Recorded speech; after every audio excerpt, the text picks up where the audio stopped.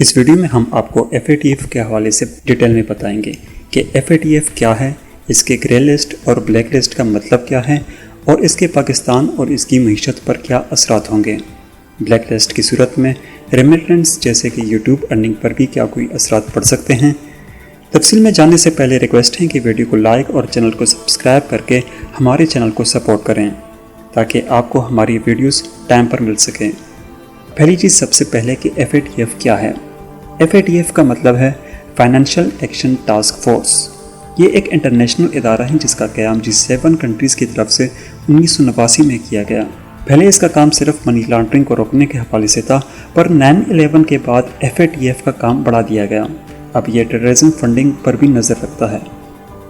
FATF کے 39 member countries ہیں اور اس کا ہیڈ کوارٹر فرانس کے شہر پیرس میں ہے۔ FATF کوئی انویسٹیگیٹو اتھارٹی نہیں ہے۔ یہ کسی ملک کے اندر جا کر منی لانڈرنگ یا ٹیررزم فنڈنگ کی انویسٹیگیشن نہیں کرتا۔ اس کا کام یہ ہے کہ ملکوں کو منی لانڈرنگ اور ٹیررزم فنڈنگ کے خلاف مؤثر پالیسی اپنانے کی ایڈوائز دیتا ہے۔ یہ دنیا کے ملکوں کو بتاتا ہے کہ آپ مالی لین دین میں ٹرانسپیرنسی دکھائیں اور ایسا نظام بنائیں جس سے منی لانڈرنگ اور ٹیررزم فنڈنگ کو روکنے میں مدد مل سکے۔ اس حوالے سے FATF نے ایک سٹینڈرڈ بنایا ہے۔ FATF نے منی لانڈرنگ کو روکنے کے حوالے سے 40 رولز اور ٹیررزم فنڈنگ کے روک تھام کے لیے 8 رولز بنائے ہیں کہ ہر ملک کو یہ اصول اپنانے چاہیے۔ FATF کے رولز کہتے ہیں کہ ہر ملک میں فائنینشیل ٹرانزیکشن کا ایک باقاعدہ ریکارڈ ہو اور اس ریکارڈ میں ٹرانسپیرنسی ہو، مشکوک ٹرانزیکشن کی پہچان اور روکنے والا نظام ہو، اور ہر ملک دوسرے ملکوں کے ساتھ منی لانڈرنگ کے کیسز کی انویسٹیگیشن کے حوالے سے تعاون کریں۔ جو ملک FATF کے اصولوں پر عمل نہیں کرتا یا ملک کیپیبل ہی نہ ہو ان رولز پر عمل کرائے، اس صورت میں FATF اس ملک کے خلاف ایکشن لیتا ہے۔ گرے لسٹ اور بلیک لسٹ صرف میڈیا یا عام زبان میں بولے جانے والے الفاظ ہیں۔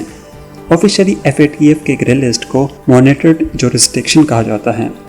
اس کا مطلب یہ ہے کہ جو ملک FATF کے اصولوں پر عمل نہیں کرتا، اس ملک کو سخت نگرانی والی لسٹ میں رکھا جاتا ہے اور ایک ٹائم فریم دیا جاتا ہے کہ اس ٹائم تک معاملات درست کیے جائیں۔ بلیک لسٹ کو FATF officially call for action کہتا ہے۔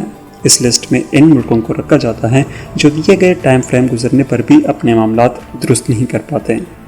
بلیک لسٹ ہونے کی صورت میں انٹرنیشنل فائنینشیل انسٹیٹیوشنز اور بینکس کو اس ملک کے ساتھ ڈیل کرنے کے حوالے سے خبردار کیا جاتا ہے۔ FATF کی گرے اور بلیک لسٹ کوئی پرماننٹ چیز نہیں ہے، یہ پرفارمنس پر ہوتا ہے۔ ملک کے پرفارمنس کی بنیاد پر لسٹیں بدلتی رہتی ہیں۔ ہر سال 3 دفعہ فروری، جون اور اکتوبر میں FATF کی میٹنگز ہوتی ہیں جس میں ہر ملک کو FATF کے بنائے گئے سٹینڈرڈ سے جانچا جاتا ہے۔ خاص کر گرے اور بلیک لسٹ ملکوں کو دیکھا جاتا ہے اور پرفارمنس کی بنیاد پر نئی لسٹیں بنتی ہیں۔ FATF کے اکتوبر میں ہونے والی میٹنگ میں ایران اور نارتھ کوریا کو بدستور بلیک لسٹ میں رکھا گیا، جبکہ پاکستان سمیت جن 18 ملکوں کو گرے لسٹ میں رکھا گیا تھا، ان میں سے آئس لینڈ اور منگولیا کو نکال دیا گیا۔ پاکستان سمیت بقیہ جو ملک جو ابھی تک گرے لسٹ میں ہیں، ان میں زیادہ تر افریقی ممالک شامل ہیں۔ FATF کا پاکستان کے ساتھ مسئلہ 2008 میں شروع ہوا، جب پاکستان کو پہلی دفعہ گرے لسٹ میں ڈال دیا گیا۔ جلد ہی پاکستان کو گرے لسٹ سے ہٹا دیا گیا، لیکن پھر 2012 میں دوبارہ پاکستان کو گرے لسٹ میں ڈال دیا گیا اور 2015 تک مسلسل 3 سال تک پاکستان گرے لسٹ میں ہی رہا۔ آخری دفعہ پاکستان کو جون 2018 میں گرے لسٹ میں ڈالا گیا۔ پاکستان کو 2019 تک کا ٹائم فریم دیا گیا، مگر پھر کووڈ-19 کی وجہ سے پاکستان کو مزید ٹائم دیا گیا۔ اکتوبر 2020 میں ہونے والی میٹنگ میں پاکستان کو بدستور گرے لسٹ میں ہی رکھا گیا ہے۔ FATF کا کہنا ہے کہ پاکستان 6 شرائط پر عمل نہیں کر رہا، جس کی وجہ سے پاکستان کو اب فروری تک کا ٹائم فریم دیا گیا ہے۔ انڈیا اور اس کے اتحادیوں کی طرف سے پاکستان پر ٹیررزم کے الزامات کی وجہ سے پاکستان کی پوزیشن خراب ہوئی ہے۔ انڈیا کی کوشش ہے کہ پاکستان کو بلیک لسٹ کیا جائے۔ اکتوبر 2020 میں پاکستان بلیک لسٹ ہونے سے بچ تو گیا ہے، مگر یہ خطرہ ابھی ٹلا نہیں ہے اور فروری میں FATF کے اجلاس میں اس پر دوبارہ بحث ہوگی۔ ابھی ہم بات کریں گے کہ بلیک لسٹ ہونے پر ایک ملک پر کیا اثرات مرتب ہوتے ہیں۔ جب کسی ملک کو بلیک لسٹ کیا جاتا ہے تو وہ عالمی تنہائی کا شکار ہو جاتا ہے۔ انٹرنیشنل ٹرانزیکشن محدود ہو سکتی ہیں یا بالکل ختم ہو سکتی ہیں۔ इंटरनेशनल फाइनेंशियल इंस्टीट्यूशंस जैसे कि वर्ल्ड बैंक या IMF से कर्जा नहीं लिया जा सकता। इंपोर्ट एक्सपोर्ट महदूद हो सकती हैं या बिल्कुल ख़त्म हो सकती हैं, क्योंकि इसके लिए भी इंटरनेशनल ट्रांजैक्शन करनी पड़ती हैं। फॉरेन इन्वेस्टमेंट नहीं हो पाती और रेमिटेंस यानी कि इंटरनेशनल फ़ंड ट्रांसफ़र भी मुमकिन नहीं होता। ऑनलाइन अर्निंग जैसे कि यूट्यूब अर्निंग भी रुक सकती हैं। इन तमाम फैक्टर से मुल्क की इकॉनमी इंतहाई बुरी तरह मुतासिर होती है। बाहर से रॉ मटेरियल एंड एक्सपोर्ट ना होने पर फैक्ट्रीज बंद हो सकती हैं। मुल्क के बैंक्स पर रिस्ट्रिक्शंस होने की वजह से बैंक दिवालिया हो सकते हैं।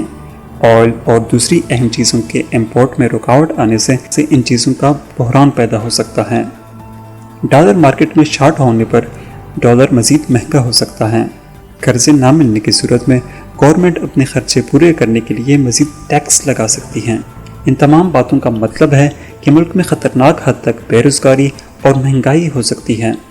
ऐसे में जब मुल्क की GDP ग्रोथ भी ना होने के बराबर हो और कर्ज़ों का बोझ भी बेतहाशा हो तो मुल्क के दिवालिया होने के भी खतरे होते हैं। FATF की पाबंदियों का एक फ़ायदा है कि जब इंटरनेशनल ट्रांजैक्शन बंद हो जाती हैं या महदूद होती हैं तो पैसे का मुल्क से बाहर जाना भी मुमकिन नहीं होता।